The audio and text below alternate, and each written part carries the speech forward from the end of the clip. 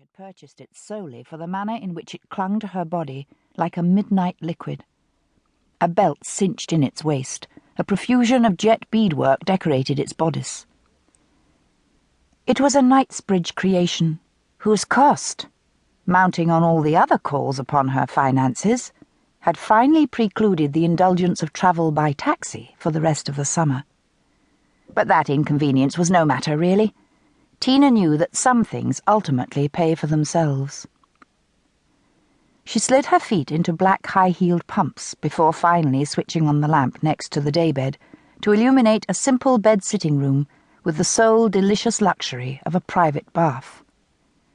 On her first trip to London all those months ago, newly married and looking for a haven of escape, she had made the mistake of taking a room in the Edgware Road, where she'd shared the bath with a floor of smiling Greeks, all eager to observe the ins and outs of her personal hygiene.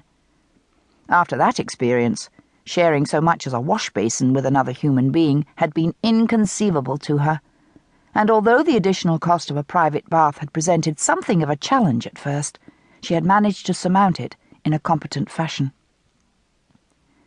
She made a final assessment of her makeup and gave approval to eyes correctly shadowed in order to accentuate their colour and correct their shape, to brows darkened and brushed into an arch, to cheekbones shaded artfully to soften what would otherwise be a rectangular face, to lips defined by both pencil and colour to express sensuality and invite attention.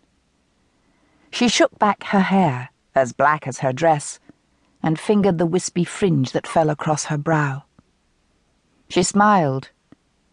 She would do. By God, she would do.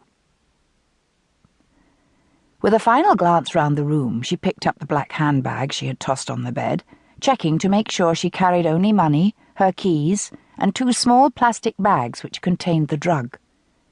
That done, her preparations complete, she left. A few moments in the lift, and she was out of the building, breathing in the mixed perfumes of the city night, that teeming blend of machinery and humanity peculiar to this corner of London.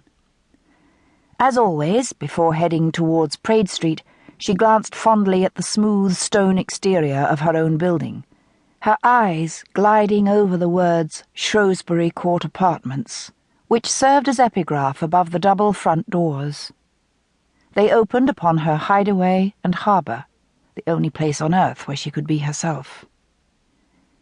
She turned away, walking towards the lights of Paddington Station, where she took the District line to Notting Hill Gate, and from there the Central to Tottenham Court Road, with its heady miasma of exhaust fumes and its pushing crowds of a Friday night. She made her way quickly to Soho Square. Here the patrons of nearby peep shows were milling about, their voices ringing with every possible accent as they exchanged lewd evaluations of the titillating sights they'd had of breasts and thighs, and more. They were a surging mass of prurient thrill-seekers, and Tina knew that on another night she might have considered one or more of them as possibilities for an amusing encounter of her own. But tonight was different. Everything was in place. On Bateman Street, a short distance from the square, she saw the sign she was looking for, swinging above a malodorous Italian restaurant. Cat's Cradle, it announced, with an arrow pointing into an unlit alleyway next door. The spelling was absurd, an attempt to be clever that Tina always found especially repellent. But she hadn't been the one to select the rendezvous, so she made her way to the door and descended the stairs, which, like the alley in which the club was housed, were gritty and smelled of liquor and vomit and plumbing gone bad. In nightclub hours it was early yet, so the crowd in Cat's Cradle was small, confined to a scattering of tables that surrounded a postage-stamp dance floor. At one side of this, musicians were taking up a melancholy piece of jazz on saxophone, piano, and drums, while their singer leaned against a wooden stool, smoking moodily, and looking largely bored as she waited for the appropriate moment to make some sort of noise into a nearby microphone.